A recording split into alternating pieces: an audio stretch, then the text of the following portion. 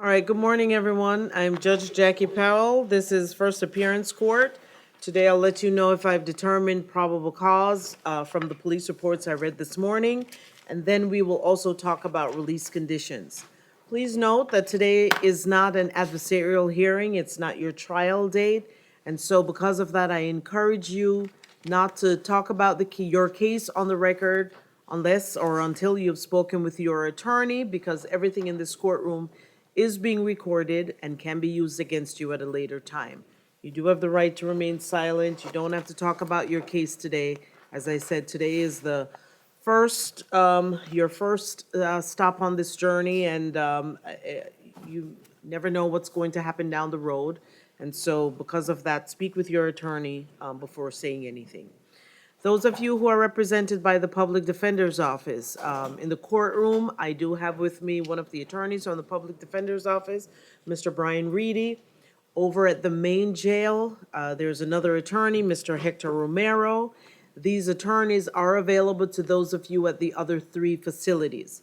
Those of you who are represented by private counsel, your attorneys will come to the courtroom and address your case from here. And if your attorney is not here and you know your attorney's name and/or the phone number, you can let me know and I will see if I can get in touch with your attorney. But please don't tell me you have private counsel unless you or your family have had a conversation with this attorney, have retained them, they've told you that they're representing you, okay?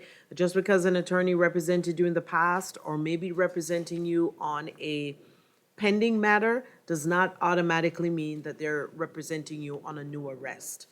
Also in the courtroom with me, I have the attorney from the State Attorney's Office, Mr. Eric Linder, and I have representatives from confinement status, pretrial supervision, and the clerk of courts. And all these persons are here to help with this morning's hearings. They can provide additional information if needed. For some of you today, if you're charged with misdemeanors or municipal ordinance violations, you may be able to resolve your case at first appearance. That's just dependent on what's going on with you personally. Those of you who are facing felony charges, violation of probation matters where the judge has already signed a warrant and issued a no bond hold, those cannot be changed at first appearance. You must go before the division judge to address those issues, okay? For those of you who this is your first appearance, it's not a VOP or some KPS because you missed court. After today, your case will be assigned to a division judge.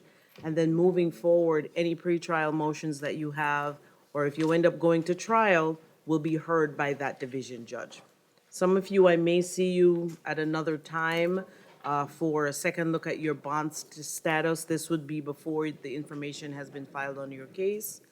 Or some of you for 30-day motions if you're still in custody and the state has not formally filed the charges. Other than that, you will go to your division judge, okay?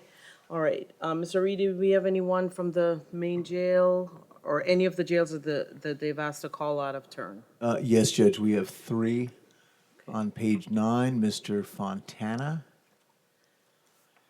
Okay. and the other two are on page 16. Mr. Brazil, who I believe has private attorney. We're trying to figure out who that is. I just left a message with his partner, and he's hopefully going to call me back.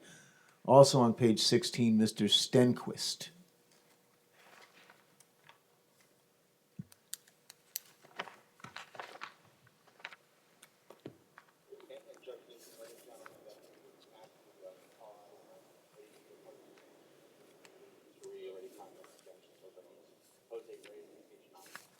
Okay. All right, so Justin Fontana. Mr. Fontana, you're before the court this morning on one charge of trespassing, failure to leave property upon order by owner, and then number 2 is resisting officer without violence. Sir, I find probable cause for these charges, and I'll hear from the attorneys. Judge, I'm going to be requesting that the court would consider releasing Mr. Fontana ROR or on the alternative of pretrial release. My understanding is it's important that the proceedings are released under the same court.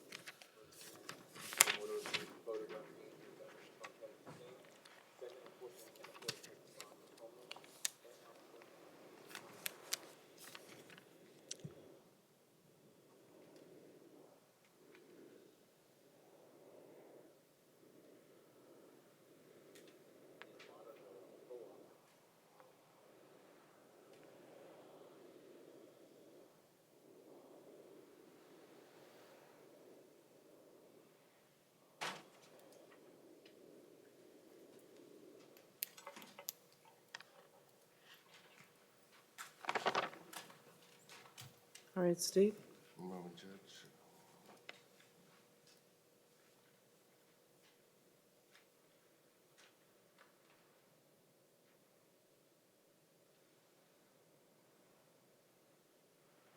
Trespass a month ago at Sunset Presbyterian Church. Pled that out. I see another trespass from April. He was picked up on a failure to appear in a municipal ordinance this year, and a theft last year. Anything else from this year?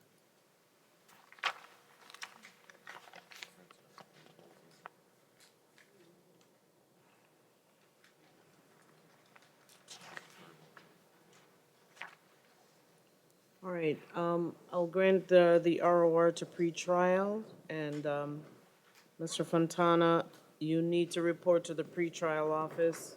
Today is Friday, and so if you don't get out on time, they're not open over the on the weekend, so you need to be there by Monday morning. Yes. Yes, ma'am. If you, Oh, I'm sorry, I'll wait. if you don't show up, sir, a warrant will be issued for your arrest. Do you understand that? Understood.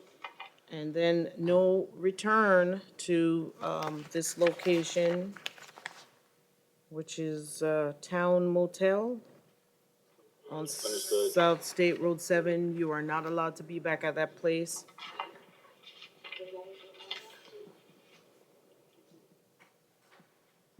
And yes, State. Mr. Romero referenced the Lauderhill address. If we could confirm, is that 1 Northwest 33rd Terrace? Okay.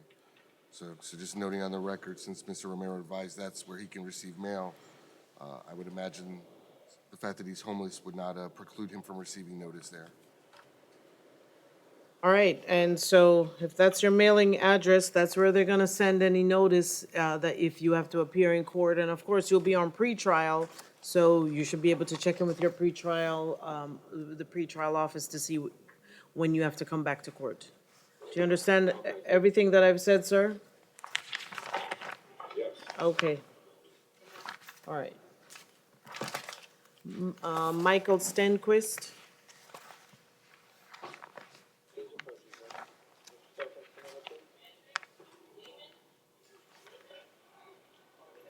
All right, Mr. Stenquist is before the court on one charge of petty theft at this time, and I find probable cause. Judge, in this case, Mr. Francis, he's not gonna be able to afford, post standard bond late.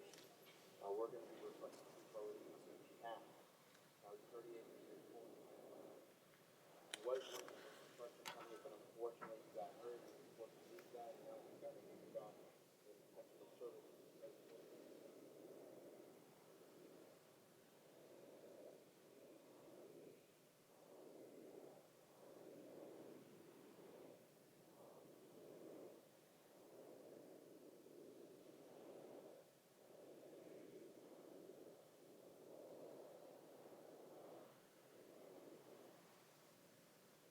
He advised you it was dropped?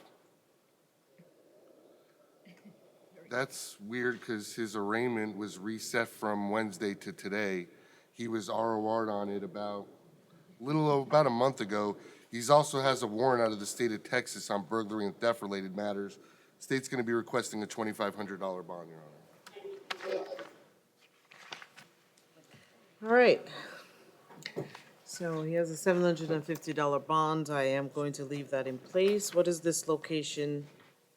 Home, and no return to Home Depot, which is located at 1000 Northeast 4th Avenue in Fort Lauderdale.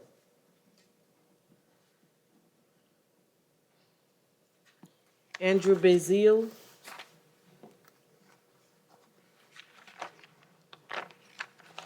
Mr. Bazille's approaching, Judge, he Bazile. advises that, he's hired or will hire Jay White, who believes, his partner already hired.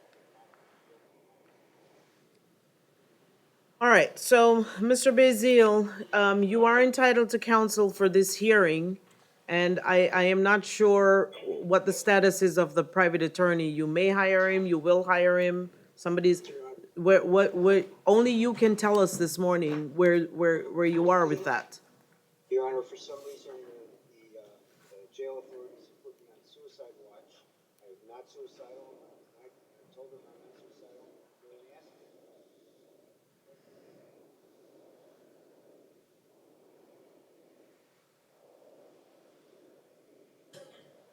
So how did you know then that you have an attorney?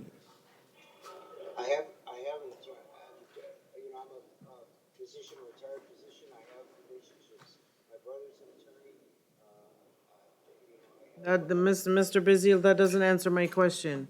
The attorney came up and said, you're declining the services of the public defender because you have an attorney or maybe hiring an attorney. I did In leave or- a message for Mr. Paul Donnelly, Judge. I Okay. had not heard back. Okay? All right. Paul Donahue, who's that? Your Honor, if I could be allowed to use the phone, Sir, what is the name of the attorney that you have? Jay White. Do I you- don't know this Donnelly name. Do you know where Jay White, is he local here in Fort Lauderdale? He has a 305 area code, I know that. I don't know Yeah. off the top of my head. Hey,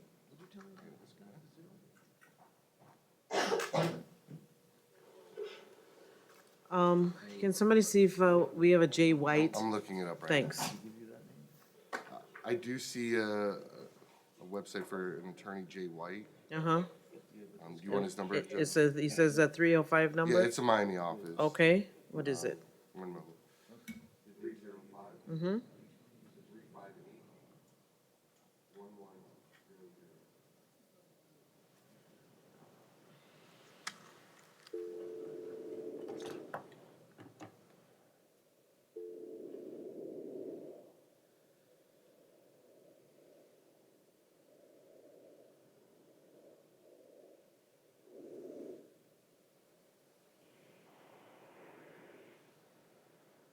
Hours are 9 to 5, Monday through Friday. If you have reached this message during these hours, we may be on the other line or away from our desk. Oh, they're not gonna answer the phone before 9. All right, I am over the main jail deputies. I know you've asked me to call this out of turn.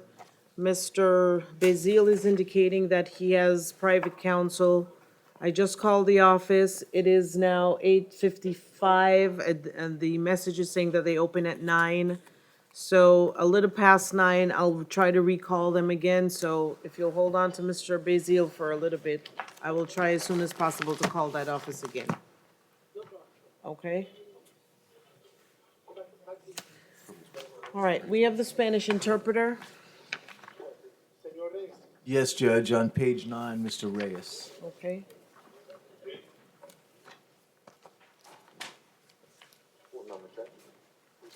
All right. All right, while we're waiting, if you'll raise your right hand. Do you swear or affirm to interpret from Spanish to English and English to Spanish? I do. Maria Salazar. Thank you, Ms. Salazar.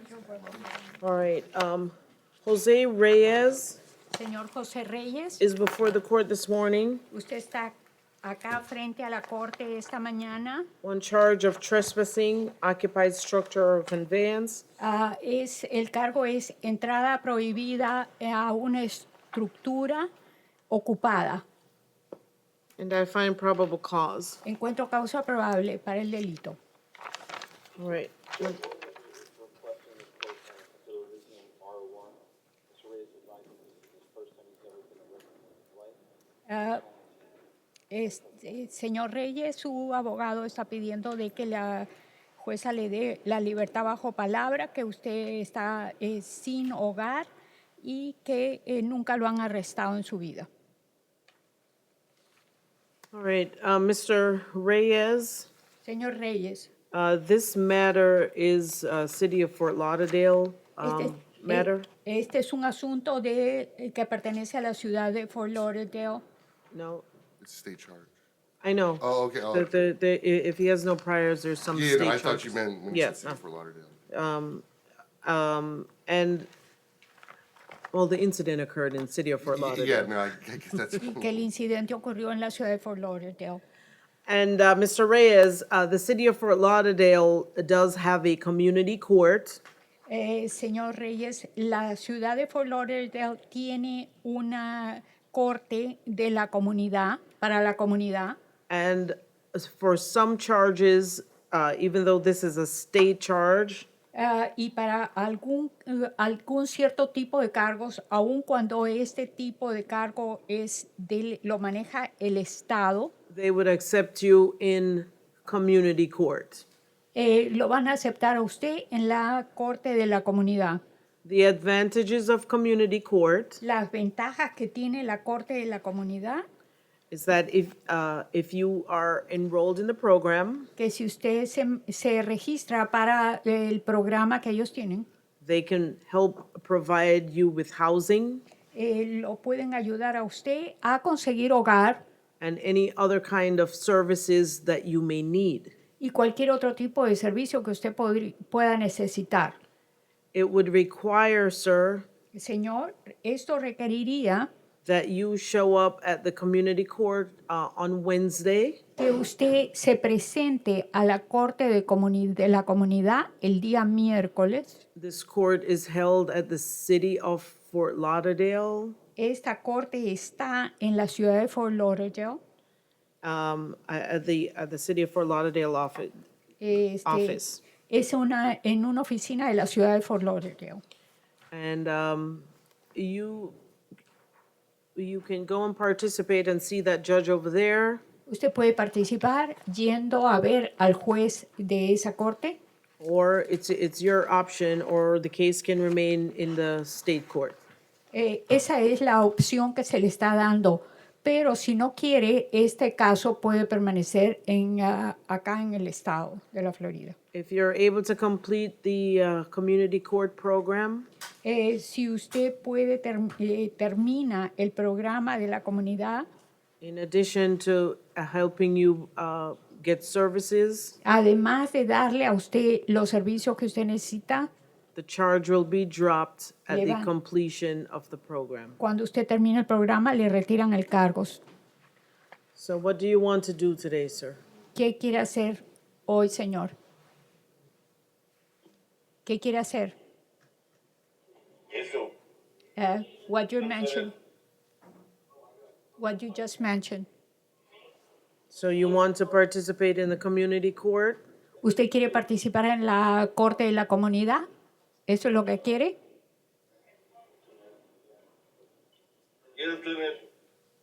Yes. All right, sir. So what I'm going to do now Ahora, entonces, lo que voy a hacer ahora, is I am going to release you on your own recognizance. le voy a dar la libertad bajo palabra And then next Wednesday, y el próximo miércoles, what's the date next Wednesday?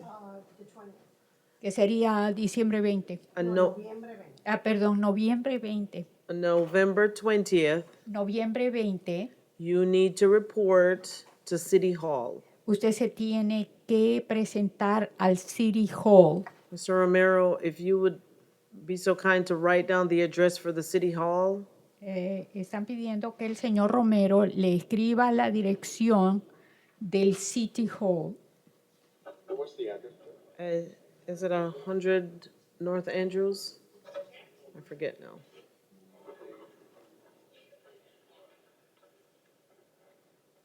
Mr. Reedy, you have that information on your Honor. computer? Yes. I'm sorry, and I wanted to check. My understanding, there is a process with state charges for community court. What's the process? They have to be reviewed and approved. I'm contacting my county court office right now, that they don't just go there.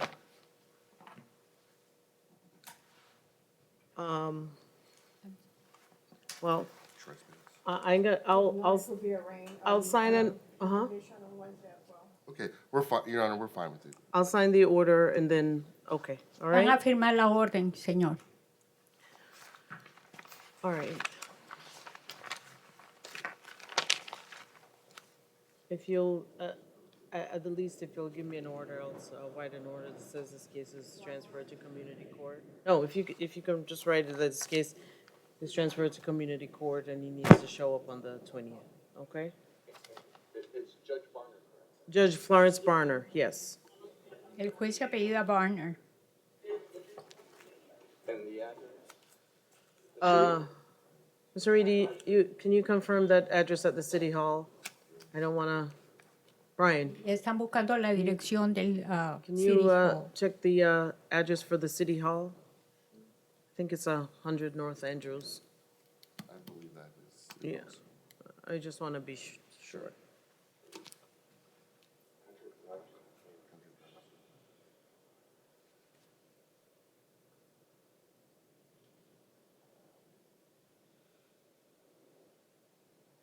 And if he just plans.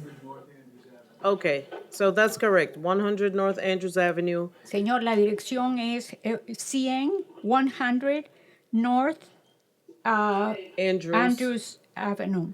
And I'll tell him he needs to show up at 9 o'clock. I know they start a little bit later, but if he shows up at 9 o'clock, at least he'll be on time. Que usted tendría que estar ahí a las 9 de la mañana para que llegue usted puntual. All right? All right, is there anyone else who needs a Spanish interpreter?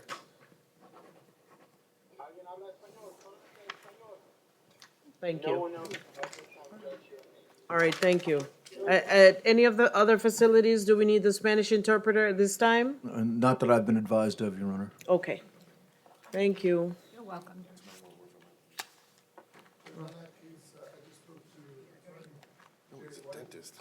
On Mr. Bazil? Yes. He is, if we can call it up, Judge, I'll stand in for. All right, can we have Mr. Bazil come back up? Andrew Bazil?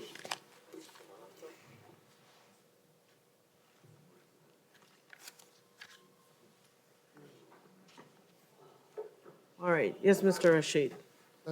Andrew, just want to let you know, I spoke to the attorney, Jay White. He has a conflict with this matter, Judge, so he's not going to be the attorney of record. He did contact another attorney named Paul Donnelly, who he thought he was going to be here this morning, but probably not going to be able to. So I see that the bond is $100,000. He was asking if we were able to lower that bond, Judge. I spoke to Mr. Linder. Mr. Linder and the state are unwilling to lower that.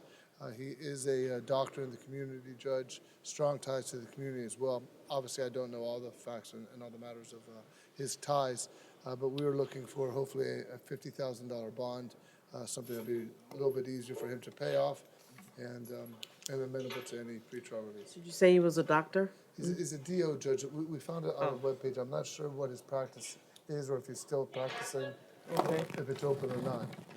He is a doctor, Your Honor. I Okay. mean, I can advise the court,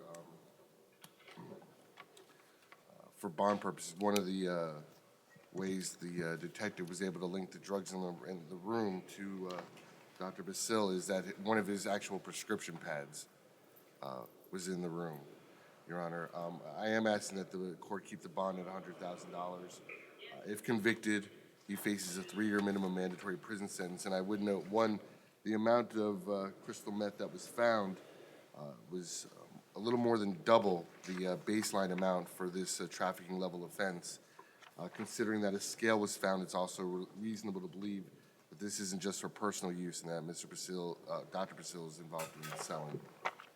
All right, we've said a lot, and so, Mr. Bazil, just so it's clear that you heard, that you told us that Jay White was going to be your attorney.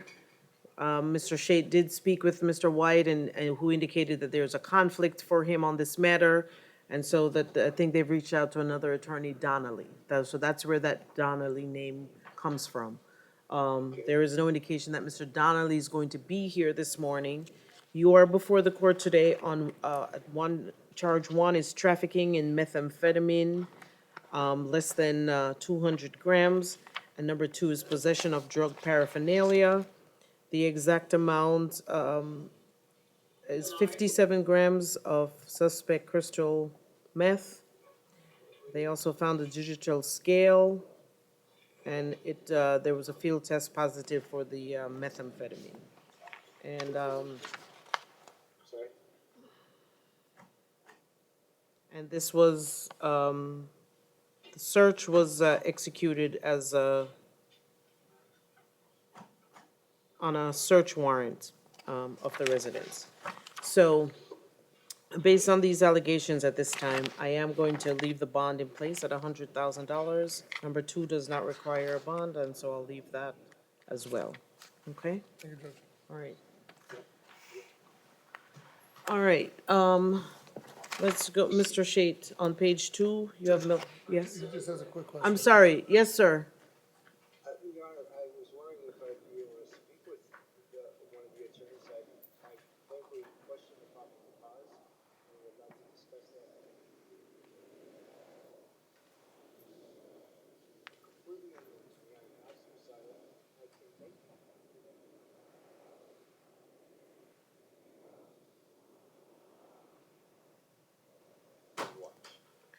Well, I don't know the basis or the reason, and I can't just tell the jail to take you off of, they have their own procedures. So I'm sure they've heard you over there, and maybe you want to have more conversations with them.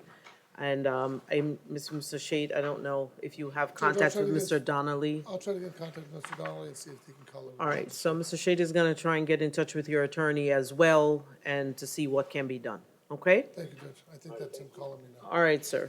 You want to go answer it? if I can. Okay.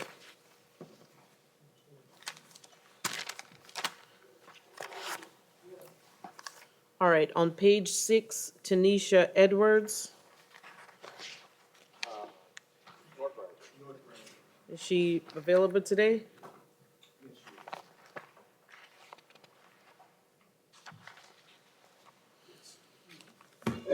She's coming, Your Honor. All right. Good morning, folks. Good morning.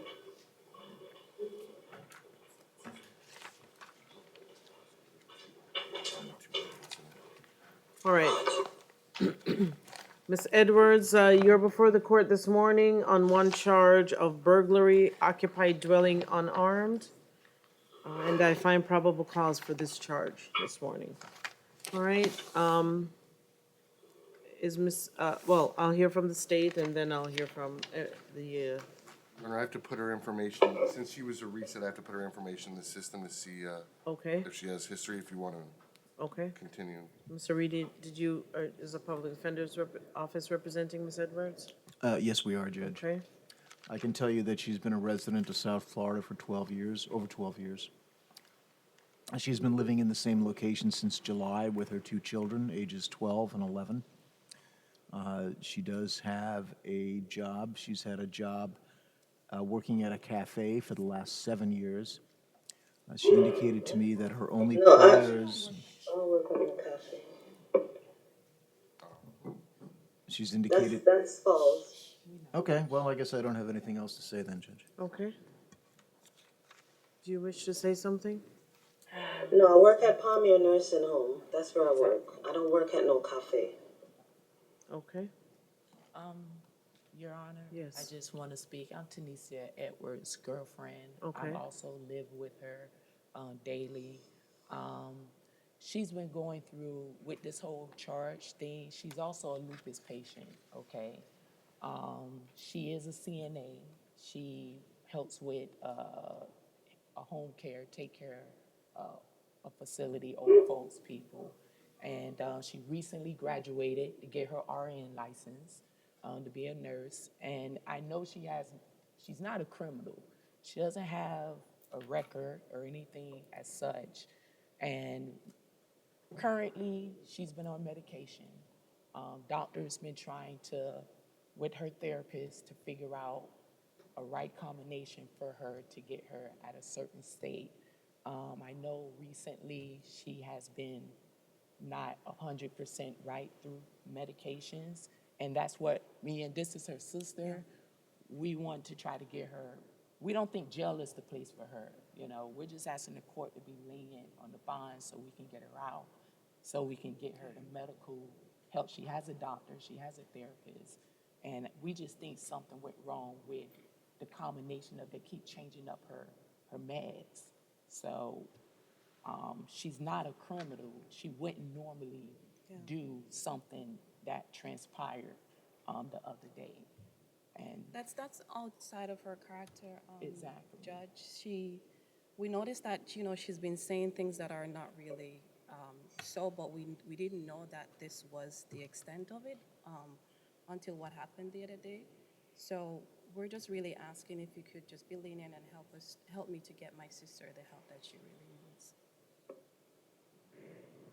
state? Thank you. I don't see a history, and I don't know what's going on with her medical situation.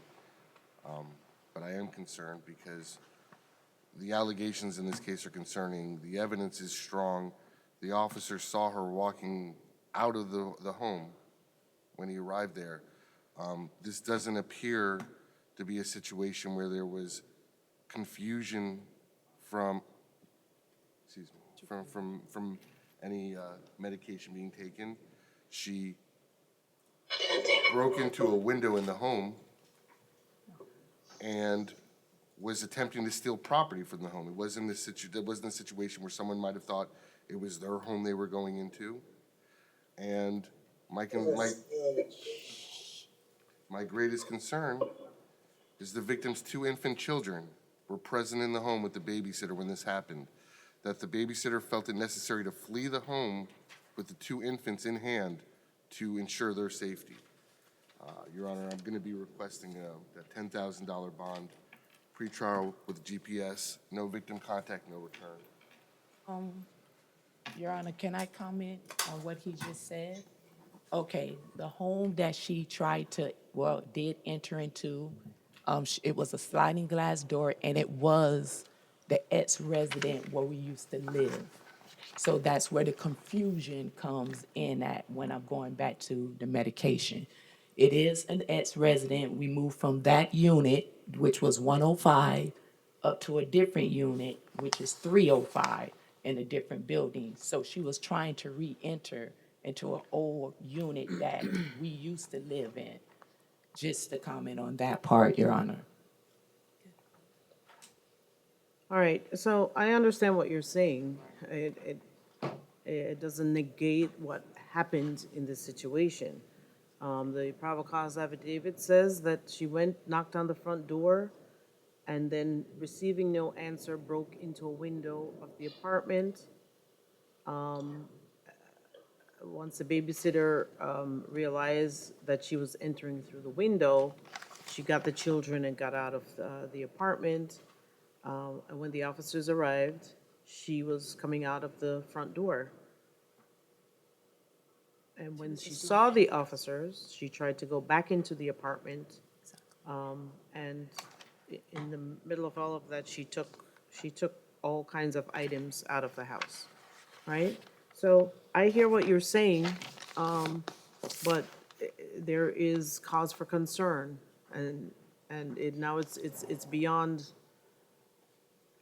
your private home. It's whatever is going on is extended to the community, and so Just need to get her the I have to take all of that into consideration. Okay. All right. Can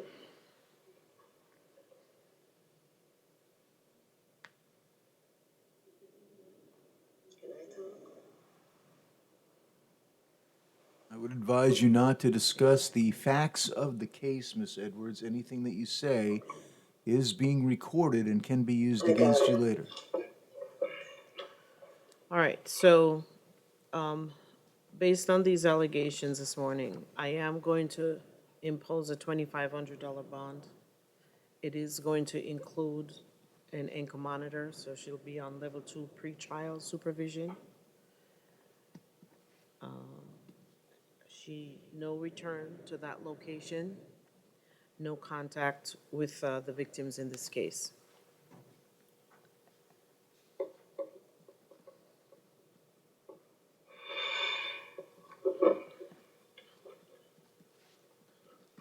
And I just want to say to you folks that sometimes people are dealing with things more than they realize that they can handle.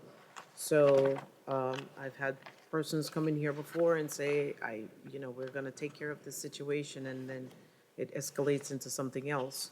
So you've got to know that you too, because you've presented yourself and based on what you've said this morning, that it's a responsibility that you have to be ready to take on and deal with. Okay?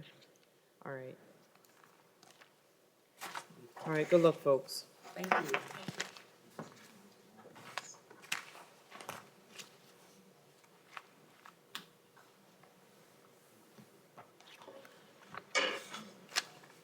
All right, Road in Dorsonville on page 10.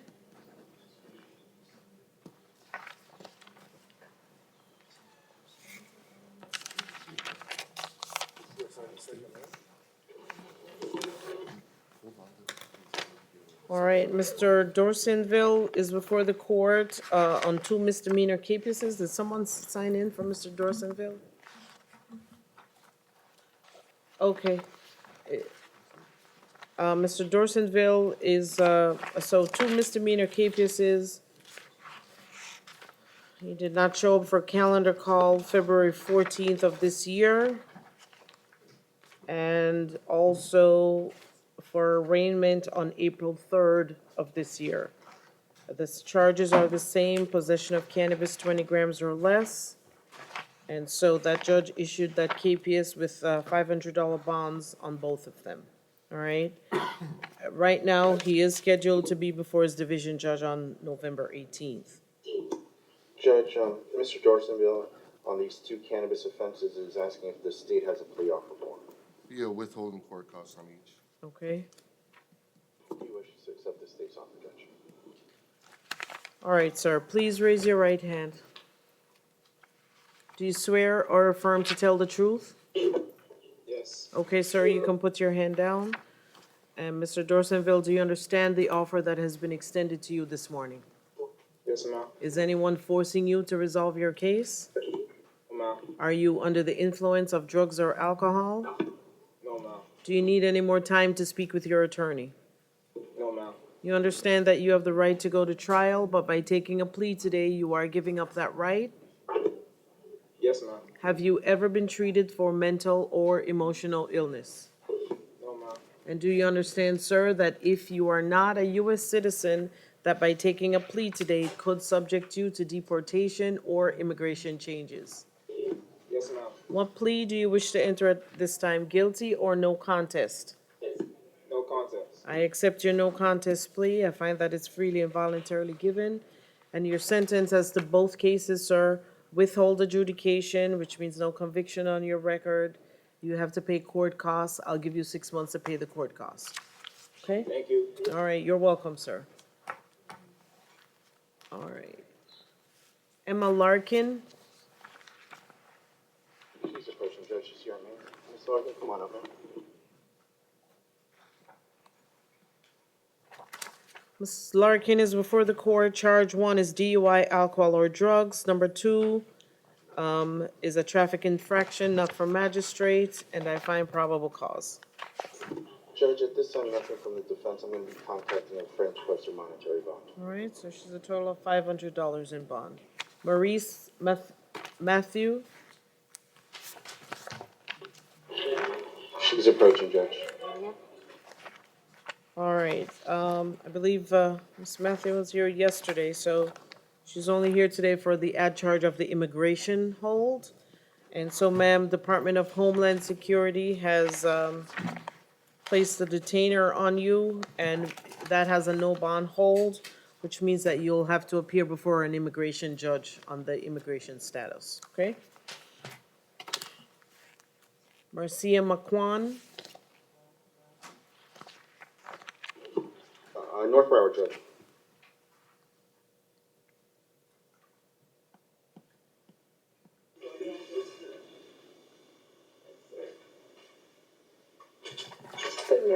good morning, Ms. McQuan. You are before the court. Charge 1 is false report of bomb explosive weapon or of weapon of mass destruction. 2 and 3 are a violation of felony probations, and those are no bond holds for, 1 for Judge Yuson here in Broward County, and the other hold is out of Lee County. So I find probable cause. Can I say something, Your Honor? Would advise you not to, ma'am. I did speak Because I with don't have a Latan. I don't have a violation in Lee County. Everything is combined here, because I'm not living in Lee County again. So Well- the probation officer here, so everything is combined here. Right, I so just so you understand, if you're on probation and even if there is, they are supervising you here in Broward from another county, if there's a violation, you've got to go back to that judge in that county. So it's not, the case isn't transferred here, it's your supervision that was transferred here. If there's a violation, you have to go back before that judge in Lee County, okay? All right, Okay. all right, see? I did speak with Latan. He's going to be contacting the folks in Jamaica for you. Thank you so much, sir. All right, Your Honor, I'm going to be seeking a $10,000 bond on count 1. No victim contact, pretrial release of the GPS monitor, level 2. No firearms, weapons, ammunition. I'm asking for these conditions to ensure the safety of the alleged victim, strength of the evidence, and I would also note the case that she's on probation for in Broward, including the listed offense on the booking. It also includes 5 counts of criminal use of personal identification information. Your Honor, she's already violated probation in that matter. She just had a violation of probation mid-September of this year where Judge Usan extended her probation. okay. All right.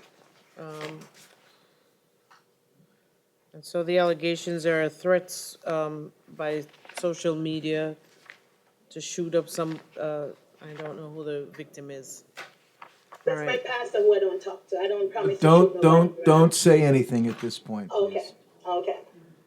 all right, so at this time, I am going to impose that $10,000 bond, and if Ms. McQuan is able to post a bond, she'll be on a level 2 pretrial supervision. All right. As to the violation of probation here in Broward County, you will appear before that judge on November 18th at 8:30 a.m. Okay? So Your Honor, you mean I'm gonna, if I post the bond, I can get out? No, you have 2 other no bond holds. I don't understand, okay. Okay. All right, Elizabeth Brusacy. I don't understand the question.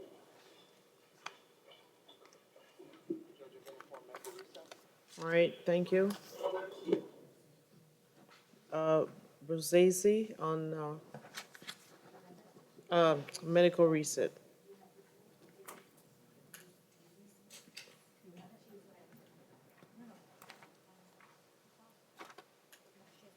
Samantha Steers. I believe no problem.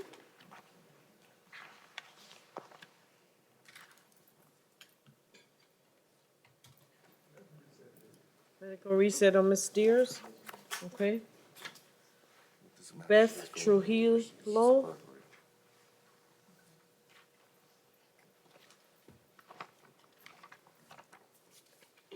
Case here, Judge.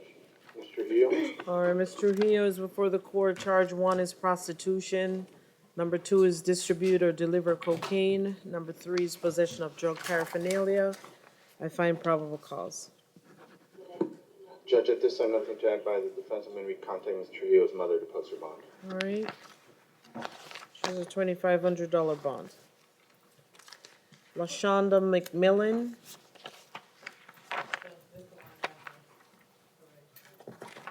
Paul Ryan, Your Honor. Thank you.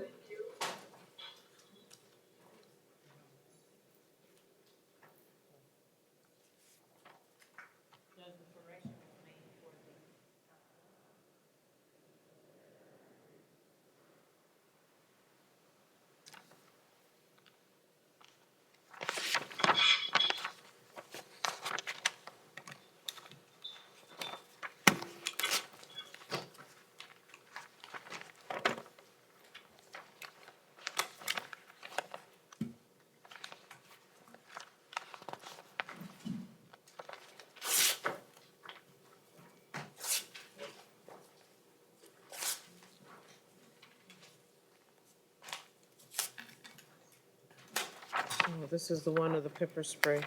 All right. So, Ms. McMillan, you're before the court this morning. Charge 1 is robbery with a weapon. It's a first-degree felony. Number 2 is grand theft. That's a third-degree felony. And number 3 is committing theft, resisting recovery of property, and that's a first-degree misdemeanor. All right? I find probable cause for these charges.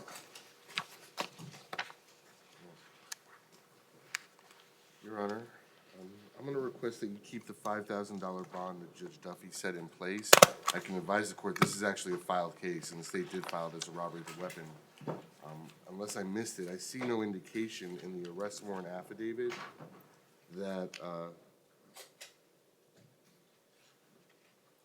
it mentions the, other case, the grand theft and resisting a merchant. What Yes. it does not mention, so Judge, I can't speculate that Judge Duffy had any reason to know this. It's the same MO. There's allegations in that case that a store employee was threatened with mace in that case as well, Your Honor. Referencing, I do have that second PC from Yes. January. Is that what Yeah, you're talking about? exactly, yes, Your Okay. Honor. So, well, what I'm asking the court to do, in consideration of the two like offenses, that Ms. McMillan also be placed on a GPS monitor. She has numerous theft priors. I see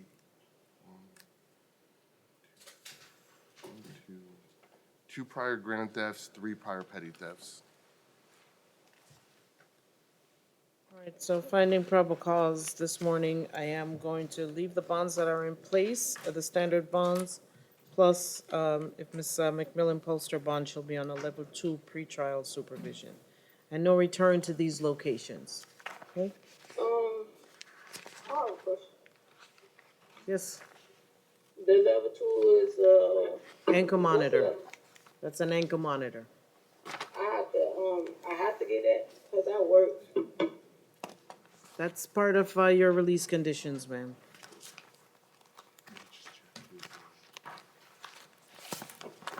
All right. Mr. Amoroso, when you're ready, let me know. Sure, Judge, thank you. All right, Tia Mack. North Broward.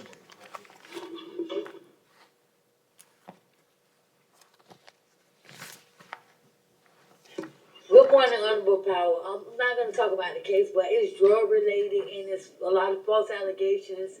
I have a mental health problem and it's a lot to go with it. That the guys in my neighborhood, it was a lot. I stand 6 Trump, ma'am. 6 Street. Miss Fort Mack, Lauderdale. did I tell you not to discuss the facts of the I'm case when sorry. we I'm spoke a not- I'm little not while gonna talk ago? about it. I'm sorry, sir. That's sorry. quite all right. I'm sorry, Mr. Rating. I'm sorry. I'm That's gonna all let you right, know. Tia.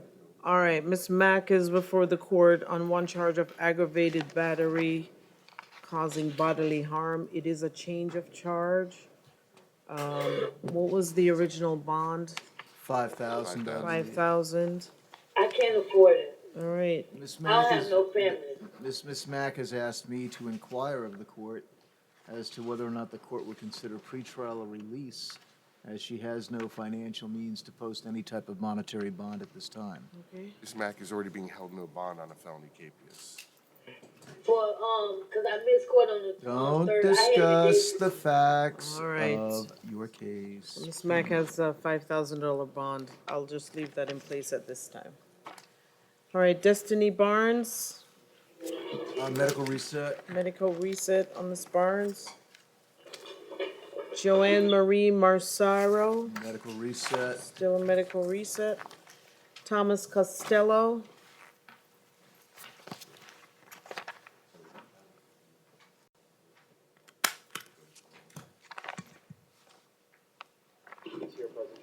All right, Mr. Costello, you're before the court on one charge. It's an out-of-state felony hold for the state of Virginia, and it is a no-bond hold, sir, and you will have to go before the extradition court on this matter. So I think maybe next Tuesday, you'll be before the extradition judge, okay? All right, Timothy Nelson. Mr. Nelson is approaching. Judge is here, man. Come on up, Mr. Nelson.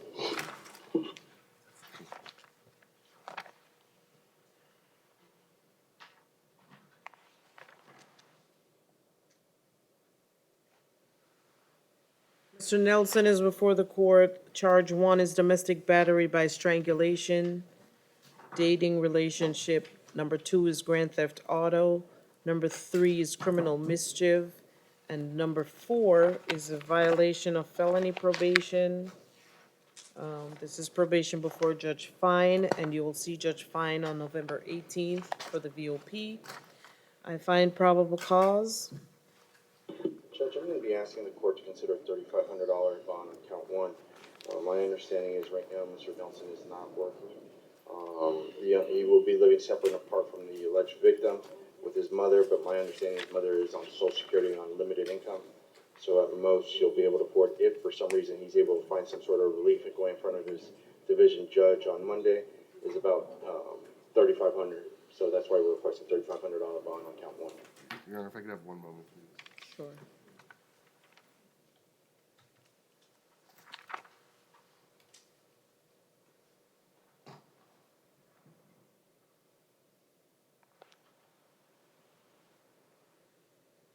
Your Honor, I'm going to be requesting a $15,000 bond. This is based not only on the level of violence, he allegedly strangled the victim, telling her that he is going to choke her until she can't breathe again.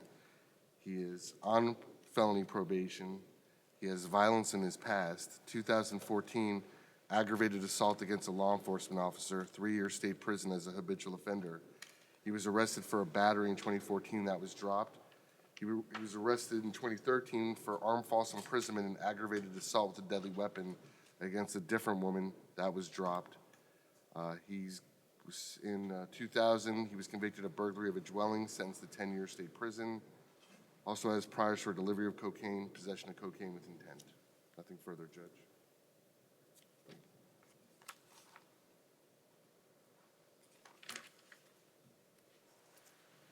All right, as to charge one, I am going to impose a $10,000 bond. And if Mr. Nelson posts his bond, he'll be on a level 2 pretrial supervision. At this time, no victim contact, no weapons or ammunition. And no victim contact, sir, means no phone calls, no text message, no social media, no third-party contact. Do you understand that, sir? Yes, ma'am. Okay. All right.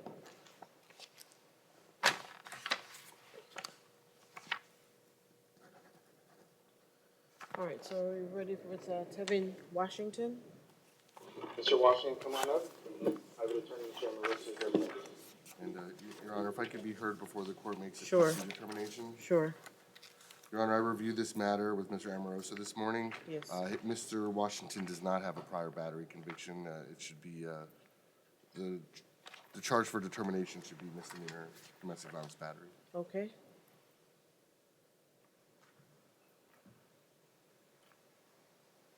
All right, so I find probable cause for misdemeanor battery. Did you agree on a bond? Judge, we did not. Okay.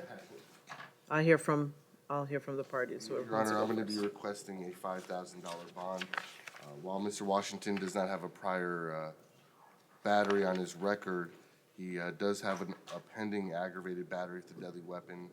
He also has a pending misdemeanor possession of cannabis and reckless driving, and a pending possession of oxycodone and misdemeanor possession of cannabis. Obviously, I'd be requesting no victim contact as well. Judge, in all three of those cases, I represent Mr. Washington. I can tell you, as an officer of the court, on the pending aggravated battery, the victim has prepared a waiver of prosecution. It has been filed with the court and with the state attorney's office.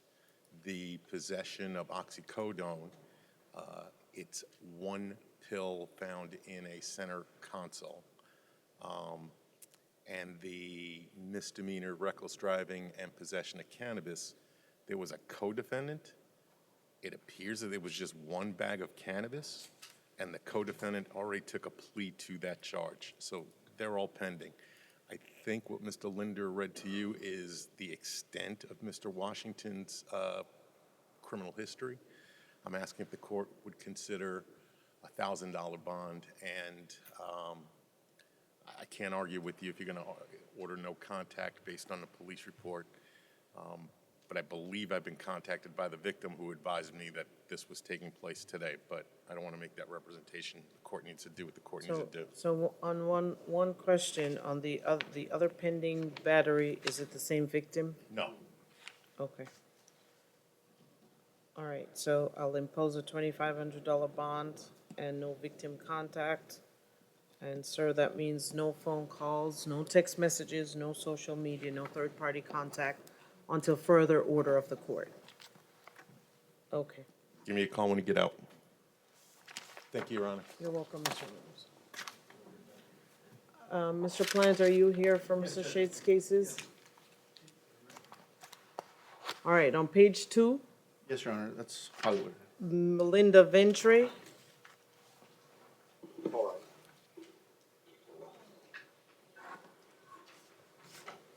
All right, Ms. Venture is before the court on a misdemeanor capias. This is on a municipal ordinance violation for trespassing.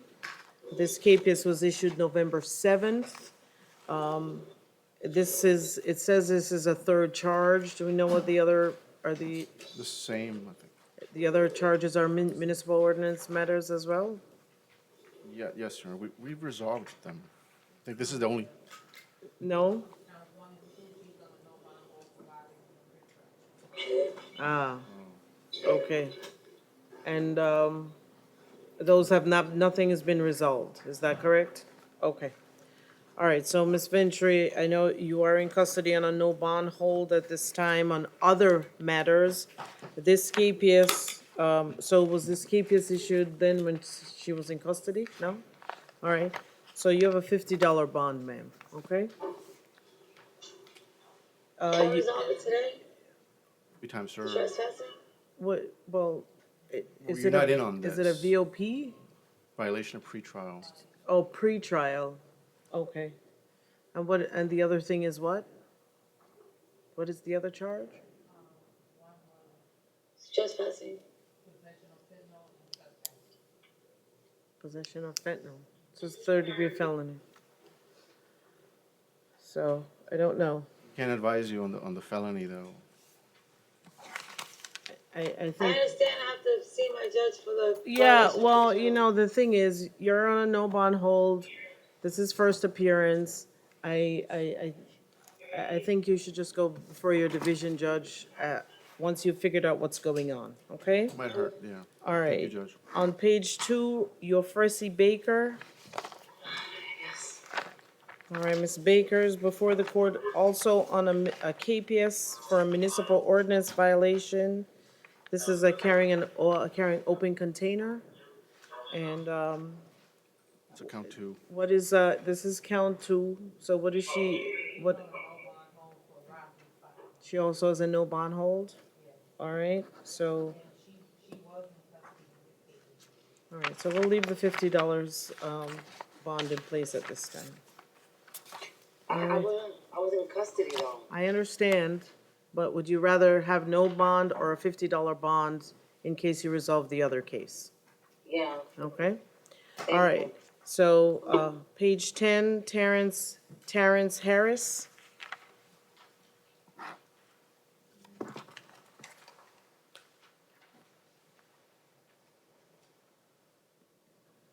You could resolve, Judge. All right, Morning, sir. all right, Mr. Harris is before the court on a misdemeanor capias. This is for panhandling. And, Mr. Harris, do you wish to resolve your case today? Yes. All right, is the offer time served Yes, from Your Honor. Dana Beach? Yes, Your Honor. All right, so Mr. Harris, if you wish to resolve your case, the city is offering time served to resolve your case. Do you wish to accept that? Yes. All right, please raise your right hand. Do you swear or affirm to tell the truth? Yes. Oh, you can put your hand down. Mr. Harris, do you understand the offer that has been extended to you today? Yes. Is anyone forcing you to resolve your case? No, ma'am. Are you under the influence of drugs or alcohol? No, ma'am. Do you need any more time to speak with your attorney? No, ma'am. You understand that you have the right to go to trial, but by taking a plea today, you are giving up that right. Yes. Have you ever been treated for mental or emotional illness? No, ma'am. And do you understand, sir, that if you are not a U.S. citizen, that by taking a plea today, it could subject you to deportation or immigration changes? Yes, ma'am. What plea do you wish to enter at this time? Your options are guilty or no contest. No contest. I accept your no contest plea. I find that it's freely and voluntarily given. Your sentence serves adjudication, time served. Okay. All right, and then on page 11, Ely Adams.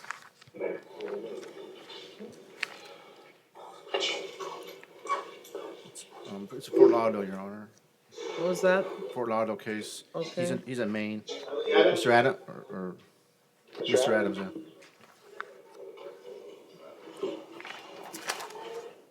I'm sorry, were you all calling Ellie Adams? Yes, Medical reset? Oh, I'm sorry, Judge, Okay. medical reset. medical reset.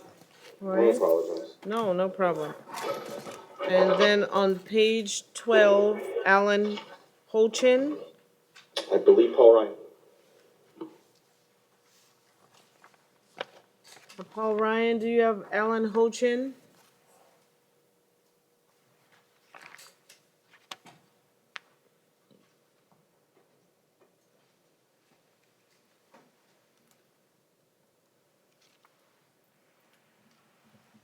See somebody sitting there, that might be Mr. Holchin. Paul Ryan? Alan Hochin.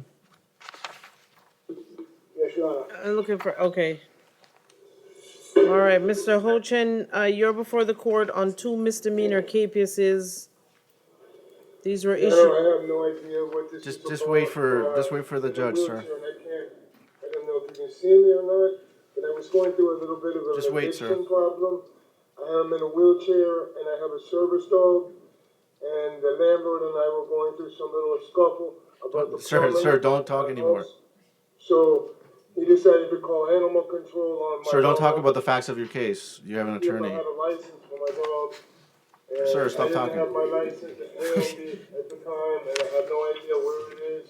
I've had He has the count service one, dog right? for 8 years. Count one. He has a count one. Okay. Count one is a VOP? Well, all right. Okay, so Mr. Hochin, if you'll stop talking for a moment, so I can explain to you why you're here. Yes, sir. All right, I don't have the, on my, do you have the paperwork for the VOP? Because I have the 2 cases and, On counts 2 and 3. oh, but he's only here for the cases, but he's already on a no bond hold. Okay. All right, so today you're before the court on the 2 misdemeanor cases. I have been informed by confinement that you are already on a no bond hold, okay? And today's not the day to discuss your case. You can speak with your attorney. If you want to go to trial, you need to talk to them about whatever defense that you have. But these cases were issued, what did you say, while he's in custody? Yes, Your Honor. All right, so they issued the cases, you were in custody though, but these were on a dog bite, owner's liable for dog bite, and violating the vaccination for the dog.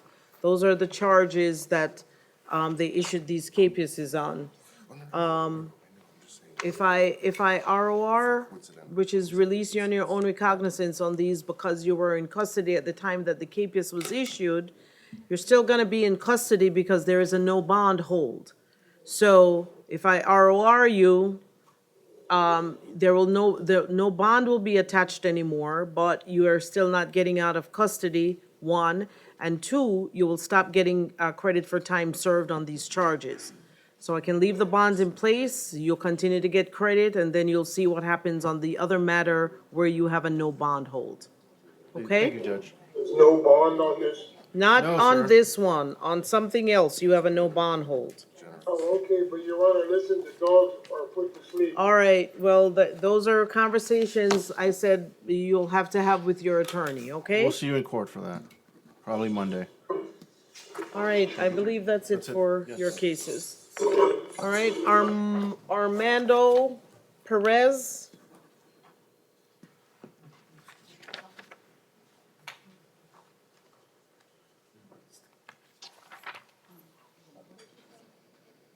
Paul Ryan. Oh, We were talking about someone else, sorry, Judge. Armando Perez. He had one of each, so I wanted to make sure. Okay. Yeah. I don't think anybody's at Paul Ryan. Oh. You were just, did you run out of here that quickly? They probably took Mr. Hochin back. Wait. No, I'm just because he was just there. Is anyone at Paul Ryan? Oh, Mr. Hochin's chair is still, Just not listening to us. Is there a deputy in Paul Ryan?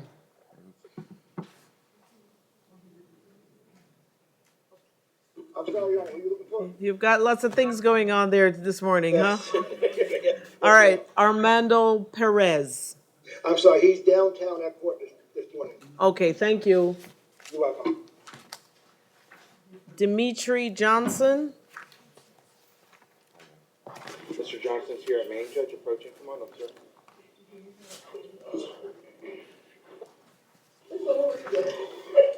All right, Mr. Johnson, you're before the court, also on a misdemeanor capias.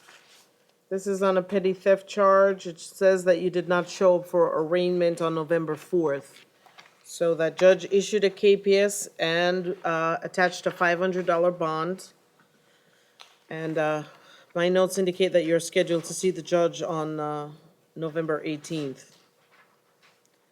So what, Judge, Mr. Johnson wishes to address the court. okay? Yes, miss, I was already incarcerated for, missing that court date. What does that mean?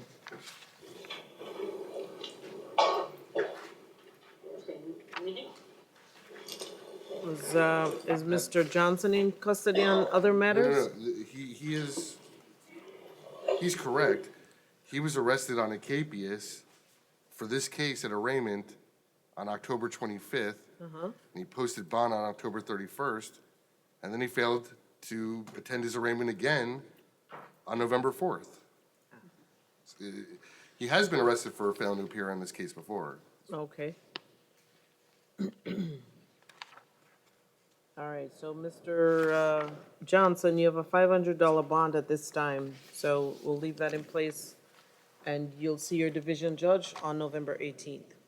Ted LaFortune? Judge? Yes. No, he's wanting to know if the state has a plea offer for him regarding this case. One moment. Yeah, but I'm not offering that.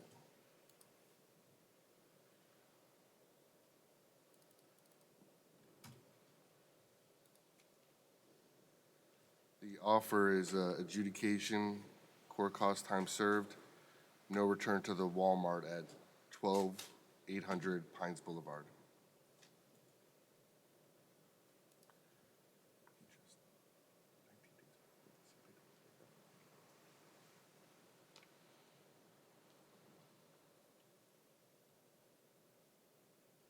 Judge, Mr. Johnson, he wishes to accept the state's offer. All right, Mr. Johnson, this is a petty theft charge, so is this, do we know if he has any other prior petty He thefts? pled out a withhold about 2.5 weeks before this charge was filed.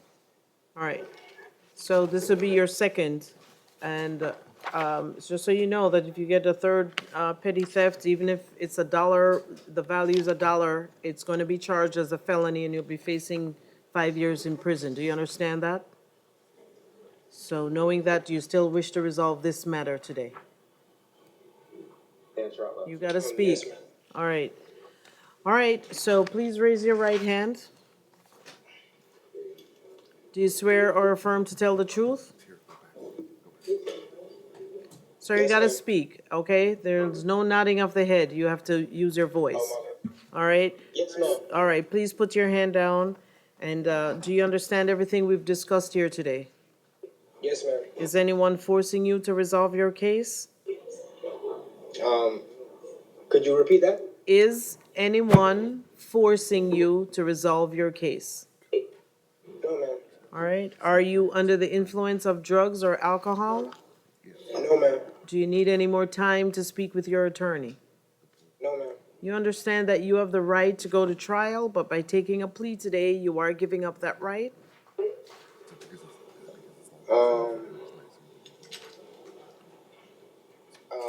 I guess, Everyone has a right to go to trial. Do you understand that? no, I'm choosing to resolve it so No, that I can, I understand, but you've got to answer my question so that I understand that you understand everything for taking the plea. So I just want to get that clear. You understand that you have the right to go to trial. yes, ma'am. By taking a plea today, you're resolving this case. You will not be going to trial. There will be no more investigation. The state will not have to formally file a charge because you've decided to take a plea today. So you understand that you're waiving your right to trial. Yes, ma'am. All right. Are you, have you ever been treated for mental or emotional illness? No, ma'am. And do you understand, sir, that if you are not a U.S. citizen, that by taking a plea today it could subject you to deportation or immigration changes? I'm an American citizen. All right, what plea do you wish to enter at this time? Guilty or no contest? No contest. I accept your no contest plea. I find that it's freely and voluntarily given. Your sentence, sir, is adjudication time served and no return to this location at 3306 South University Drive. Okay? Yes, ma'am. All right, Ted LaFortune.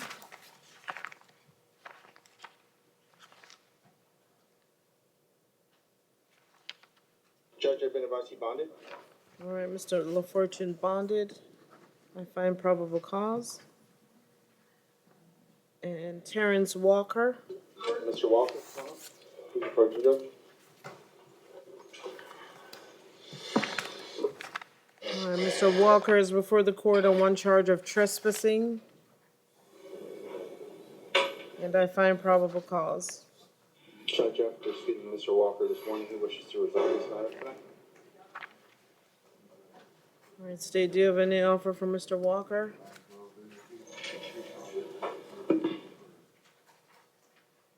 There's a pretrial issue.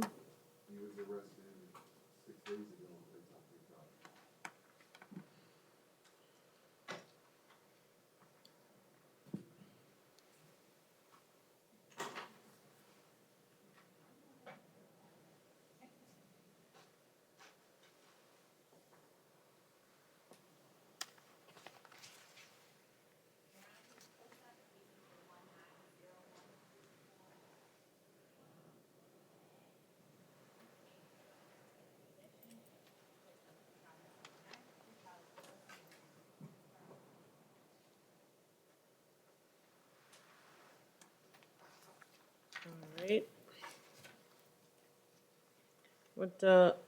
What other priors does Mr. Walker have? For this, he was arrested October 22nd on a trespass. He got trespass and resisting without violence. He was sentenced to 5 days. April 13th, another trespass. He was ROR on that. March, another trespass, time served. March, another trespass. He bonded out. March, resisting without violence and trespass. He pled those counts out. Late February. Ma'am, I get trespassing charges only because my mom and I don't get along, and I don't have anywhere to go. I can't go to a shelter because she holds my ID, and I can't get in the shelter with my ID.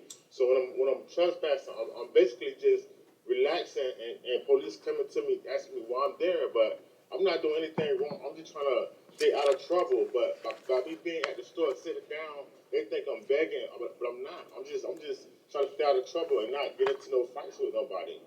I got 2 warnings. If I get the 3rd one, I get a felony. So I've been warned a couple times. I'm not really a bad person, man. I stay away from them stores. I'm only there because my mom and I don't get along. I don't have anywhere to go. My family live in Orlando. It's just me and my mom. Well, I made mistakes, and I'm sorry. you know, the problem is, though, it's not just trespassing charges that you have. It's not just a matter of, I don't have anywhere to be and so I'm being trespassed. Now we have, you were on pretrial for a drug matter And then there are so many arrests this year, so many times.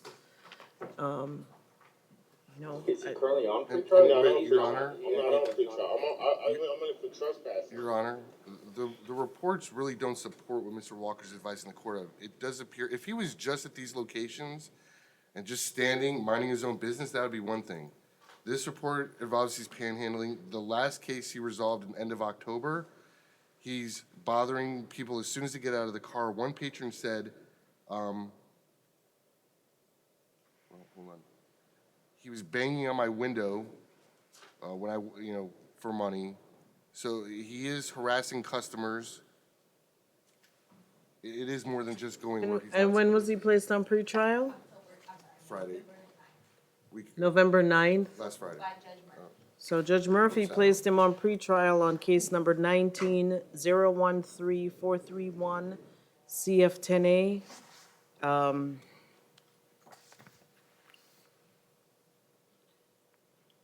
I am going to grant pretrial's request to revoke his pretrial. Thank you, Judge. I am going to give him a $1,500 bond on charge 1. Thank you, Judge. On number 2, I'll just, no, RORM on number 2, okay? And then as far as the trespassing charge, that's this new one, he has a $100 bond, and I'll leave that in place at this time. Because maybe Mr. Walker needs to work with his attorneys and see if he can find a place so that, you don't have to be at the store, okay? Yeah, Judge, when I'm at the store, I don't pay him. I just, they come up to me and harass me for not doing anything. I got one warning. This is my second warning. If you just give me time, sir, I promise I will not go back to the store ever again. I swear to God. I swear on my life, Judge. All right, we're done with this case at this time. Just talk to your attorney about what can be done, okay? Peter Hanty.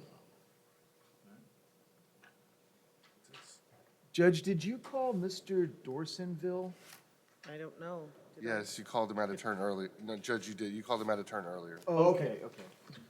And, Your Honor, if I could be heard before the court makes any findings. Okay.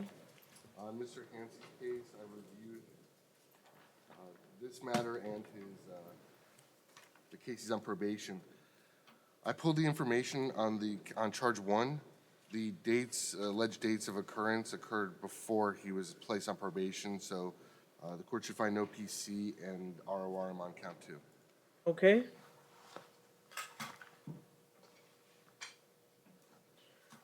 All right, so Mr. Hanty, just so you know, you heard what the state said about the violation of probation, so I'll ROR you on that. But as to charge number 1, you're before the court on failing to pay sales tax, over $300, under $20,000. I believe the total amount is just over $10,000 is what the report says. All right, so I find probable cause.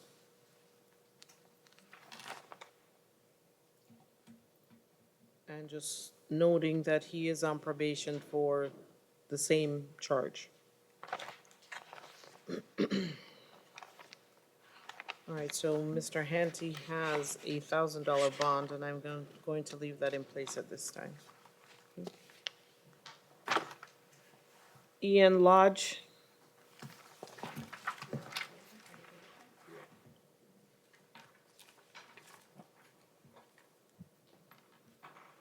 Mr. Lodge is before the court. Charge 1 is aggravated battery on a person 65 years or older.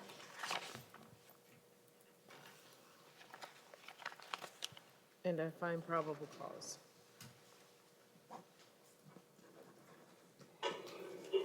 Judge, and speak, Lodge, my understanding is this incident occurred where he resides at the group home. I believe the alleged victim is a staff member. I'm speaking, Mr. Lodge, I did advise him today's not his trial date. He advised me he was defending himself. I did advise him the state, the court's probably going to order no contact. He did advise me he does have a separate place to reside, but he doesn't work. He gets disability. He's 25 years old. My understanding, Judge, is Mother's maybe the only person that can potentially help post his bond, but he doesn't know anything about her financial resources, but he can't afford very much. So I'm going to ask you to sign a photo order so we can photograph Mr. Lodge's injuries. All right, I'll sign that order. State. Your Honor, I know Mr. Romero is advising he looks forward to his day in court, but I would note, based on the report and the strength of the evidence, there were two witnesses that gave sworn statements that corroborated the victim's version of events. While he refused medical attention, he did advise law enforcement he would be going to the hospital to receive treatment for the injuries for the bites and for getting bitten and punched. I'm going to be requesting a $2,500 bond. I do have some concern about mental health issues. It does appear Mr. Lodge in 2017 had an arrest for resisting without violence and trespass that ended up being dismissed on competency grounds. And obviously, I'd be asking for no victim contact.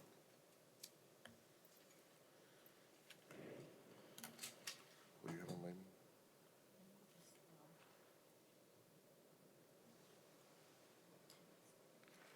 So this is a first-degree felony. I'm going to impose a $2,500 bond, no victim contact, and no return to that location. And I guess the next person that's coming up is his co-arrestee. That would appear to be the case. All right. Mr. Lehman is approaching. Come on up, sir. And Mr. Lehman advised me, Judge, yes, he is involved in the incident. My understanding is Mr. Lehman came to the help of Mr. Lodge, helped defend himself. But he's also on disability, Judge, and from what he advised me, he has no one to call or contact to post any sort of monetary bond. Why not just say? No, not about the post. So Mr. Lehman is before the court on one charge of aggravated battery on a person 65 years or older, and I find probable cause. Possession of controlled substances, so he's got priors. Your Honor, Yes. wait, scroll down. Scroll down a little bit. Okay. State will be requesting the same bond, same release conditions. Out of the state of New Jersey, in 2011, Mr. Lehman was convicted of possession of controlled substances, sentenced to 3 years in state prison. Come on, little by little. Good. Keep going. Again, in 2005, convicted of the same offense, sentenced to 3 years in state prison.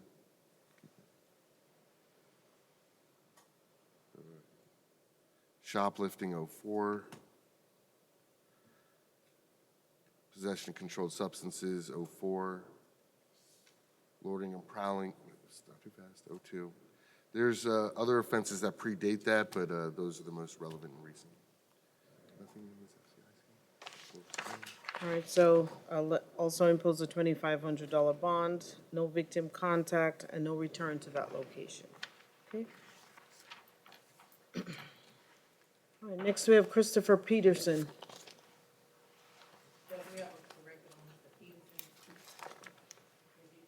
Who's approaching, Judge Charmaine?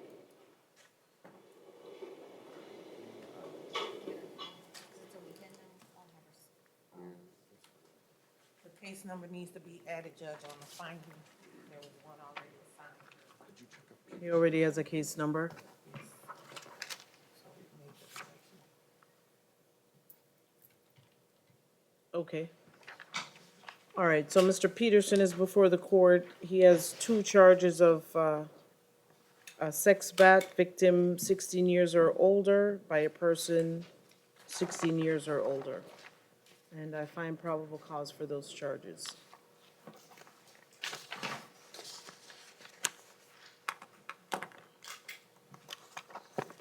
And I'll hear from the parties.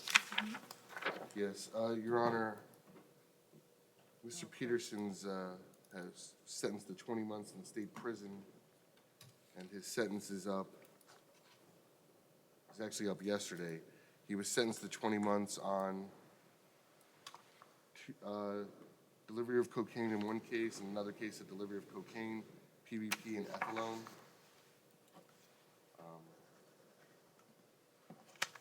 2011 possession of cocaine, 2010 trafficking cocaine. Your Honor, based on his history and the level of violence alleged in this case, noting the evidence against Mr. Peterson, the state would be requesting $75,000 bond on count one, $25,000 bond on count two,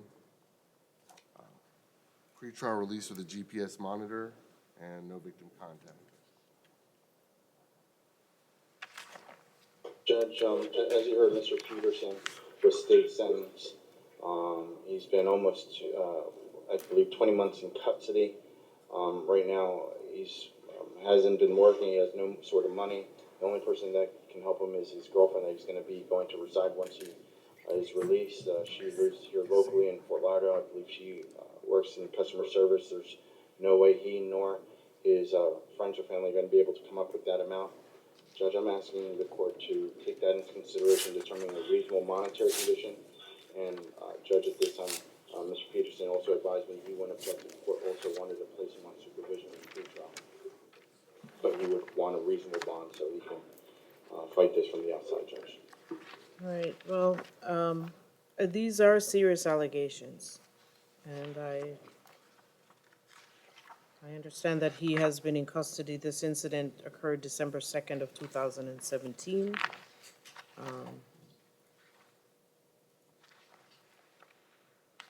These allegations does give the court concern, and at this time, I am going to impose the $75,000 bond on one, $25,000 bond on two, with level 2 pretrial. No victim contact, and that means no phone calls, no text messages, no social media, no third-party contact. Do you understand that, Mr. Peterson? Yes, ma'am. Okay. All right. John Noland.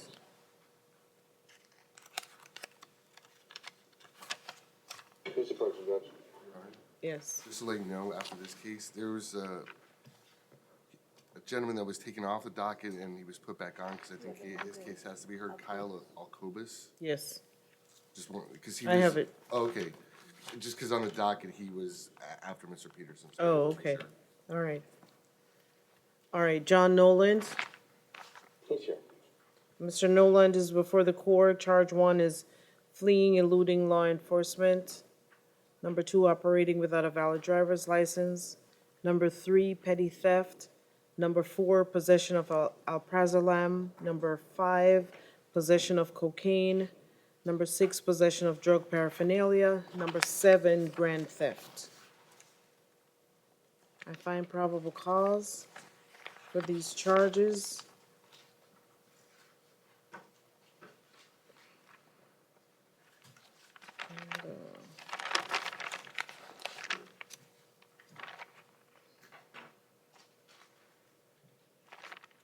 All right, and I'll hear from the parties. Judge, nothing to add at this time. Your Honor, I'm going to be Yes. seeking a $10,000 bond on count 1, pretrial release of the GPS monitor. My concern is, while out on 3 separate felony cases, Mr. Nolan, when trying to get stopped by law enforcement, fled from police. I have a concern about his future appearance in court. He was just arrested October 28th on a not in custody grand theft and a new possession of cocaine. He's out on a total bond of $2,000 on those 2 cases. And at the time of those arrests, he had a pending possession of cocaine, cannabis, and drug paraphernalia that he was out on. He's also pled out a trespass 2 days ago, pled out November 12th. And he's got priors for trespass last year, possession of cocaine last year. He was sentenced to 270 days. Possession of cocaine 2017, 2016, another one in 2016. Pled those out to 270 days. Possession of MDMA with intent to sell, distribute, 2011. Possession of cocaine, 2010. These other priors, but those are the most recent and relevant. And Judge, right now, Mr. Nolan advised me he's not working. He lives here locally in Hollywood. Based on what Mr. Lender said right now, that's why at this time I wasn't going to say anything. I understand, but he has 3 pending felony charges? In addition to this, yes. And the nature of those charges are what? Is this it, is it They're theft? drugs and theft. Drugs and, all right, Mr. Noland, I am going to increase your bond on charge number 1 to $10,000. And for all the charges, if you post them, you'll be on a level 2 pretrial supervision, which is going to also include random drug testing.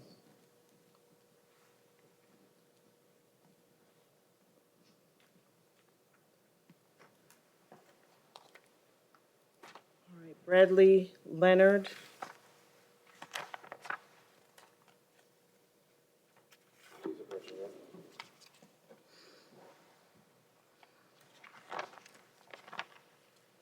All right, Mr. Leonard, you're before the court on a petty theft charge, and I find probable cause. Judge, Mr. Leonard's going to be requesting to be released on pretrial. He's homeless. He gets Social Security. He advised me he gets about $317 a month. He's 71 years old, been here since 1965. He's advised me no one can help post his monetary bond, so that's why he's asking to be released under supervision, Judge. Does Mr. Leonard have any priors? He does, Judge. My understanding is, though, I believe he did advise me he was a state sentence. That was a couple of years ago. He was released from prison, and I believe from what he advised me, he's been a couple of years clean now. Okay.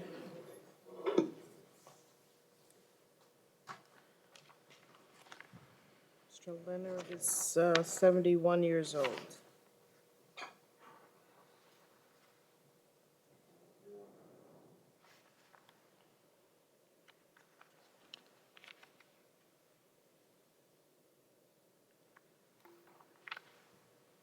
And just so, you know, when we say petty theft, just so we understand, it's a felony petty theft. So it's a 3rd-degree felony charge.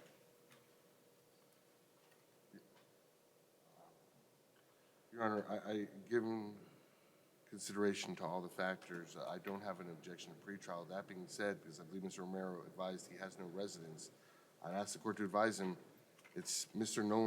Leonard's responsibility to either contact the public defender's office or check with the clerk's office or pretrial to find out his court dates.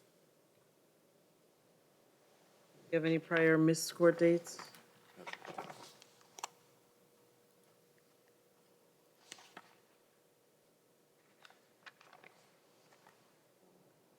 Did we handle this there's a co-defendant, did we do that already? But, Oh, Your Honor, John Nolan. every time he's been arrested in Broward in the past, it was in a situation where he wasn't bond eligible. So there was never an opportunity for him to fail to appear in Broward. Okay. All right, Mr. Leonard, I am going to release you to pretrial supervision. You have to go and sign up. Today is Friday. They're not open on the weekend. So if you don't get out in time, if you get out in time, you're at the main jail. They're right behind the main jail. You can go over there.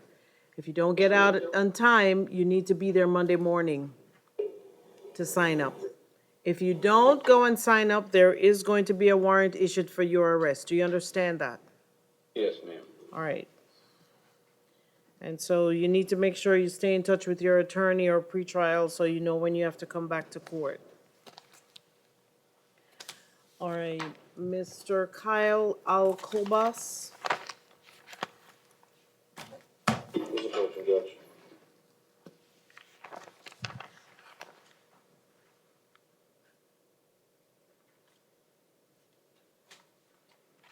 All right, Mr. Alcobas is before the court on, these are 3 violation of felony probation.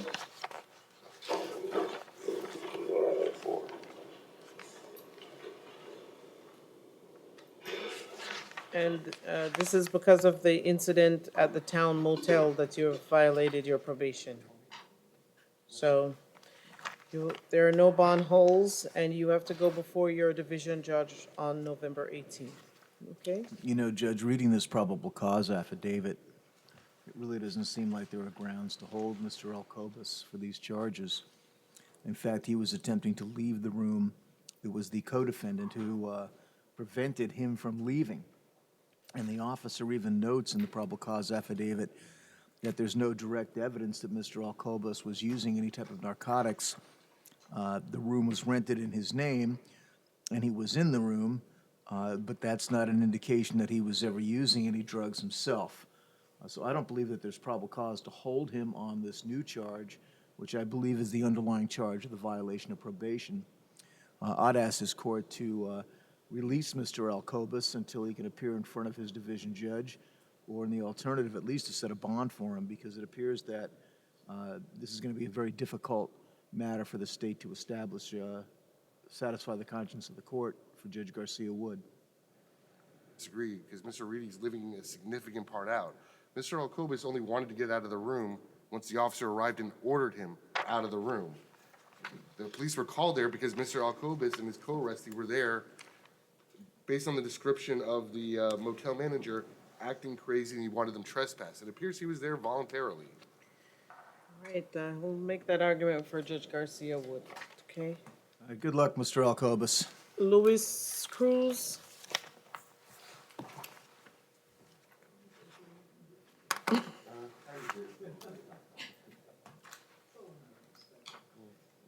Mr. Cruz is approaching, Judge. You have minutes. Okay, Mr. Cruz is before the court this morning. Charge 1 is kidnapping. Number 2 is robbery, no firearm or weapon. Number 3, touch or strike battery. I find probable cause for these charges.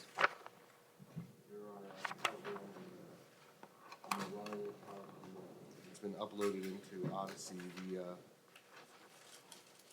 essentially the juvenile arrest warrant affidavit that was provided to, I believe, I don't remember which judge, Your Honor, but relying upon that, I would be seeking a finding of proof evident or presumption great on count 1 for first appearance purposes and seek that Mr. Cruz be held no bond on that charge. And we would be objecting to that, Judge.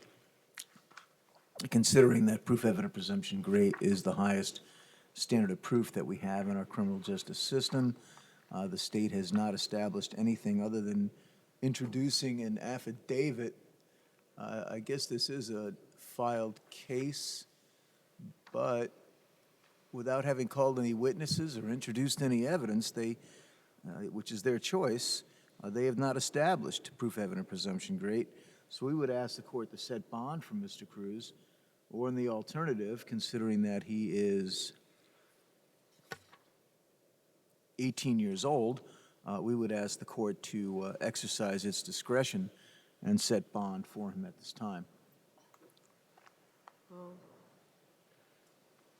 understand that he's 18 years old, but these allegations are quite concerning. They went to someone's home, pulled him out, threw him in a whatever vehicle. He was beaten, kicked, taken to another location, beaten, kicked, and then they took his pants off and his shoes off and threw him out of the truck and left him. Those are the allegations that we have. This warrant was signed by Judge Merrigan for pickup based on those allegations and the affidavit that I have in front of me. I am going to make a preliminary finding of proof evident presumption great. And Mr. Cruz will be held no bond. This is without prejudice for him to have a bond hearing before his division judge. And, Your Honor, the state will defer on count 2 to whatever bond the court deems appropriate.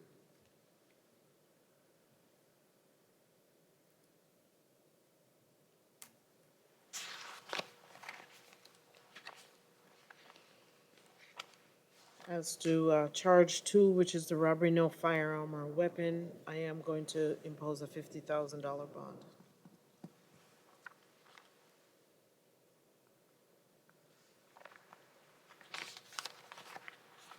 No victim contact. This means no phone calls, no text messages, no social media, no third-party contact.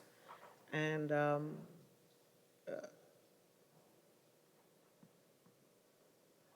other persons that were involved in this matter, have they been? Okay. All right, so no victim contact and $50,000 bond and no bond on one. This way, Your Honor, because I Yes. don't know their ages. They haven't been arrested and booked through the jail. They might Okay. have picked up and gone through the juvenile process. I don't All right, so no, I don't know if they were arrested, but no contact with the other witnesses, the other persons that were involved in this incident. Do you understand that, sir? Yes.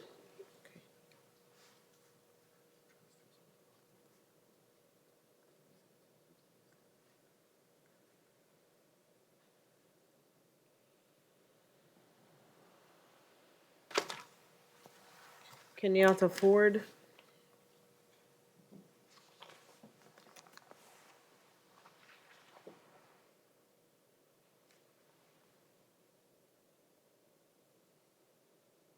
Chair, present, Judge. All right, Mr. Ford is before the court on one charge of grand theft first degree. And number 2 is a violation of felony probation. It's a no bond hold for Judge Bailey. I find probable cause that Mr. Ford has a $7,500 bond on one. Terrell Hillard.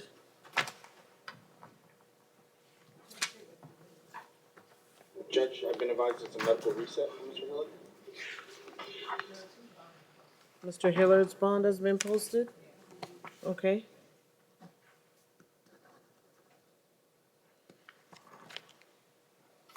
All right, Breon Hall. Mr. Hall is approaching, Judge. He declined the service of public defender. He advises he's going to be hiring his own private attorney.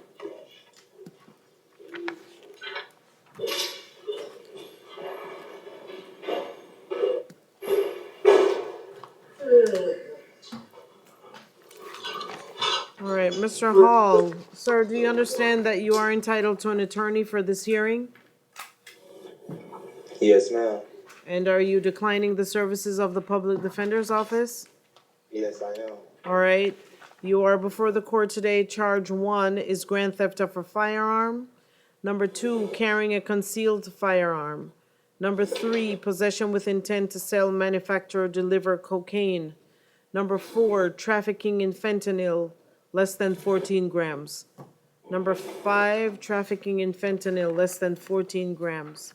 Number 6, armed trafficking in fentanyl, 26 grams or more.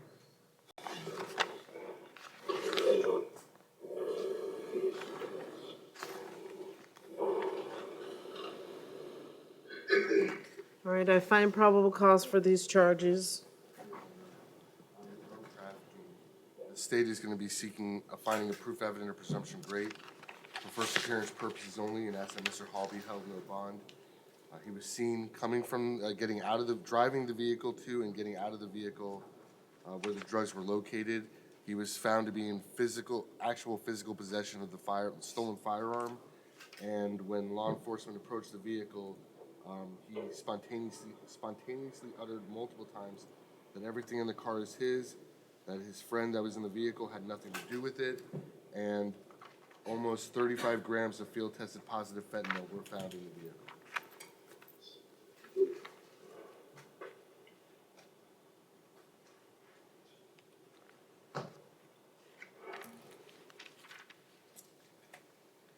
All right, so it's the charge number 6, which is a armed trafficking in fentanyl. And I am going to make a preliminary finding of proof evident presumption great. This is without prejudice for you to have a bond hearing before your division judge. And as to that charge, you will be held no bond until such time. And the other standard bonds will remain in place. Wayne Collier. Excuse me, Judge. Yes, sir. Even if the bond was to remain in place, I cannot afford the bond.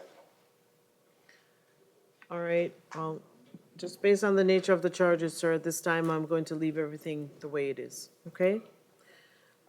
Wayne Collier, Yes, ma'am. He's your person, Judge.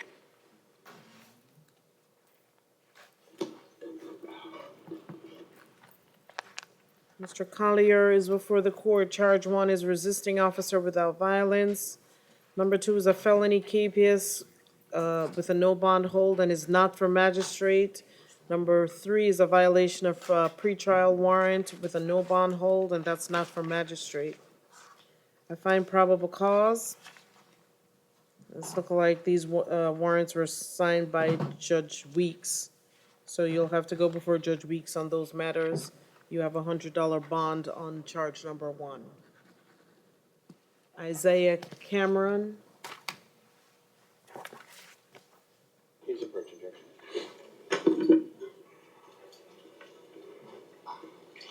Mr. Cameron is before the court. Charge 1 is possession of MDMA. Number 2 is resisting officer without violence. Number 3, driving while license suspended. Number 4, attaching registration license plate not assigned. And number 5, altering a license plate validation sticker. I find probable cause for these charges. Judge, and Mr. Cameron, unfortunately, he advised me he's not going to be able to afford to post a monetary bond. He just got a job about 1 month ago as a dishwasher at the Brews Room.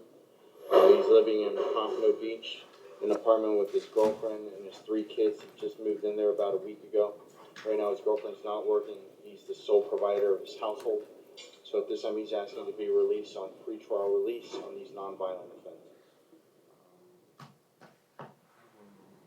Okay. Tavia, are you showing him as registered?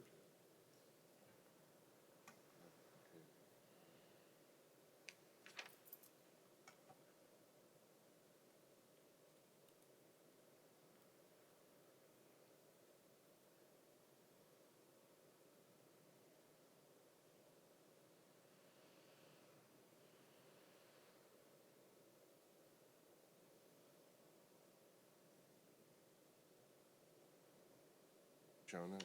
That's what I thought. Your Honor, first off, I'm showing that Mr. Cameron just got out of state prison June 1st of this year. That was after being sentenced to almost 19 months in state prison May of last year in a possession of cocaine and a second case of grand theft auto. I'm also showing in my hot file alerts, and this has been confirmed by confinement status, that it's showing Mr. Cameron is designated a high-risk sex offender in the state of Florida.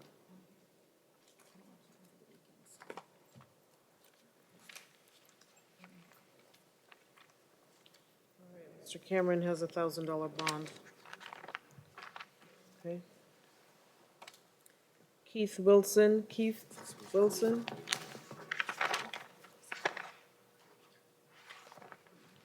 medical reset. Medical reset on Mr. Wilson. Brandon Hudson. He's approaching, Judge.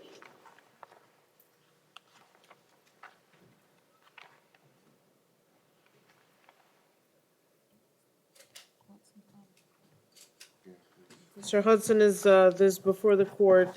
These are 2 add charges now, number 3 and number 4. Number 3 is a criminal mischief charge over $1,000. Number 4 is a warrant for violation of pretrial. That has a no bond hold and is not for magistrate.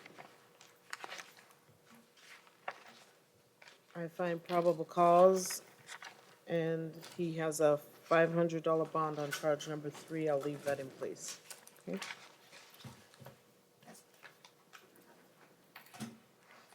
Jeffrey Worthy. Mr. Worthy's approaching, Judge. Morning, Judge. Good morning, Mr. Worthy. Mr. Worthy, this is a change of charge to fleeing, aggravated fleeing and eluding. how much bond did he have on Bond the was original? originally set at 2,500. All right. So he had a $2,500 bond. No bond hold, so nothing captured. All right, so we'll add the $2,500 bond. Brandy Colas. Mr. Colas bonded. All right. I find probable cause. Gregory Wilson. Conti? Okay. Mr. Wilson is before the court on, this is a change of charge to burglary unoccupied conveyance unarmed. Before, they had it across county lines. All right, are we missing something? Because this KPS has a Just checking. criminal use of personal ID. I think that bond was already set, Your Honor. Okay, I'm just checking to see what bond was originally set at. Thank you. 5,000 with pretrial. Nothing All right. So I'll just leave that previous conditions in place on the change of charge. Mr. Wilson has a no bond hold in any event, Judge. Okay. All And I right. was- I'm I sorry. was told I have a bond on the same case from 2015, and then at the same time, I have a no bond on the same exact case for 2015. I don't know what you're talking about for the 2015. I'm looking, you're before the court today on the 2019 case. I don't have the 2015 case before me today. I know when I went to magistrate the first time, she gave me a bond and then a no bond, so I didn't understand it either now. Well, I don't know if Well, there it's was not a matter of KPS or- understanding this morning. I don't have that before me, so I don't know what's going on with that. Okay? You have to speak with your attorney on that. Do we have Israel Desmangles? He refused, Your Honor. All right. So he refused yesterday and he's refusing today. Mr. Desmangles. Charges are possession of cannabis, 20 grams or less. Number two is a violation of felony probation, which has a no bond hold. He also has an out-of-county felony hold, which is a no bond hold and not for magistrate. And so at this time, the court is going to find probable cause in absentia. He has a $100 bond on number one.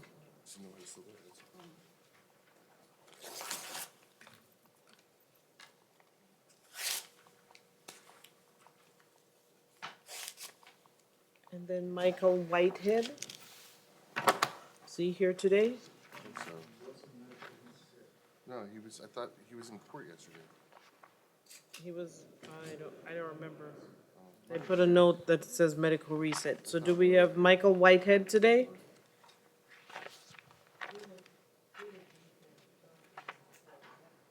Oh, it was court? Okay. All right, so Mr. Whitehead is a reset from yesterday.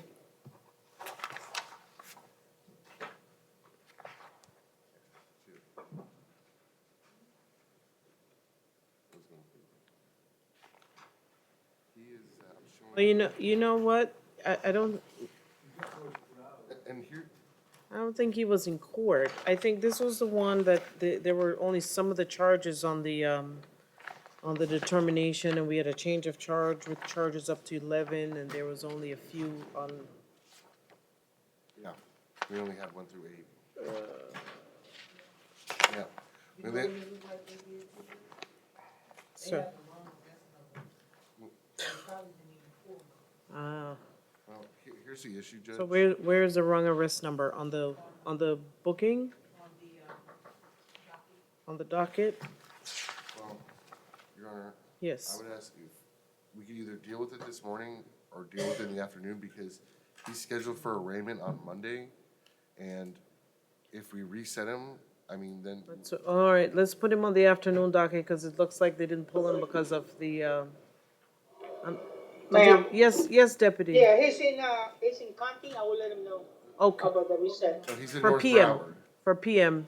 He's Oh, they're saying Okay, ma'am. North That might- Broward? That might have been where it says in the docket, but are you showing the same thing? Are you showing that he's at North Broward? No problem, ma'am. I will. Why?